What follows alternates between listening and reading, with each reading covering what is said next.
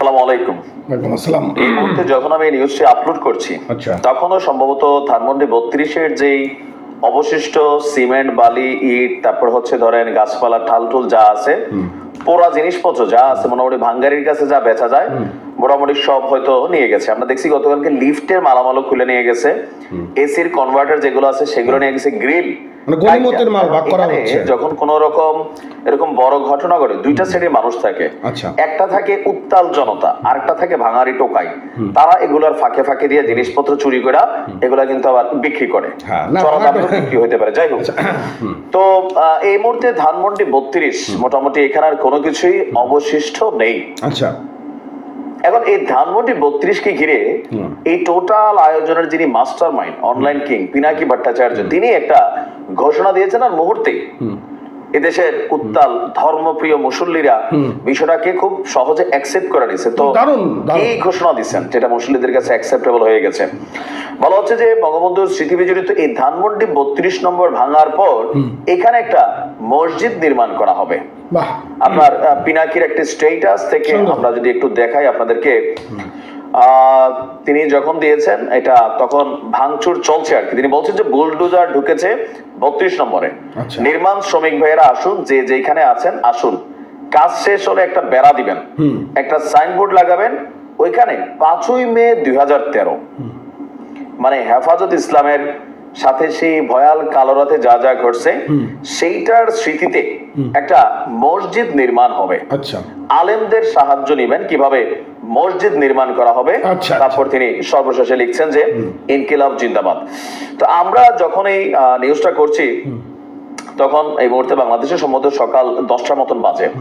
তো এই মসজিদ নির্মাণের পোস্টটা আমি দেখলাম যে মোটামুটি গতকালকে যখন সেখানে ভাঙচুর করা হয়েছে, বিভিন্ন শ্রেণীর মানুষরা ছিল, মাঝে মাঝে নারায়ে তাকবীর, আল্লাহু আকবার শোনা যাচ্ছিল, আবার কেউ কেউ দিল্লি না ঢাকা এমন স্লোগানও দিচ্ছিল, আবার কেউ কেউ হেনা কোথায়, যে একটা ভাইরাল ডায়লগ সেটাও দিচ্ছিল।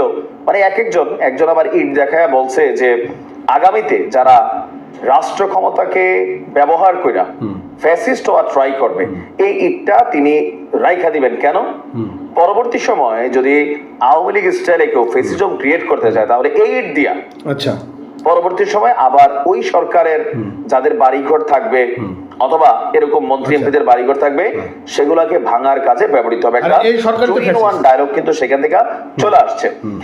আর এর পাশাপাশি আমরা পিনাকি ভট্টাচার্যের যারা ফ্যান ফলোয়ার আছেন অথবা মিডিয়াতে এই মুহূর্তে যারা আছেন, পোস্টগুলো লাইক করছেন, শেয়ার করছেন, সেখানে দেখছি মসজিদের ইস্যুটা এটা মোটামুটি গণহারে গ্রহণ করা হয়েছে।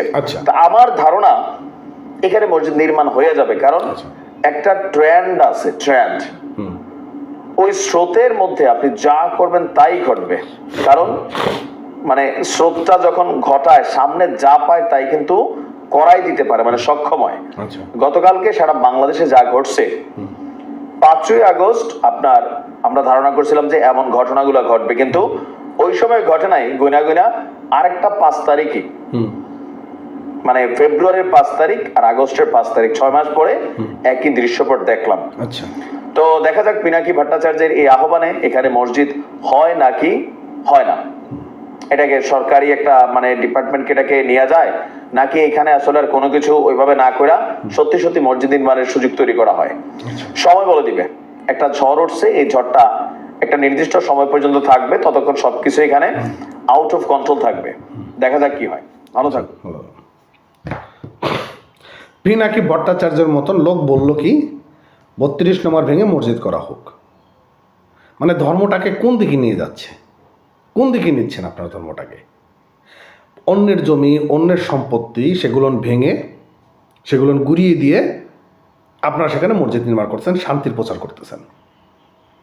ধর্ম তো এটা বলে নাই, যদি বলে করেন।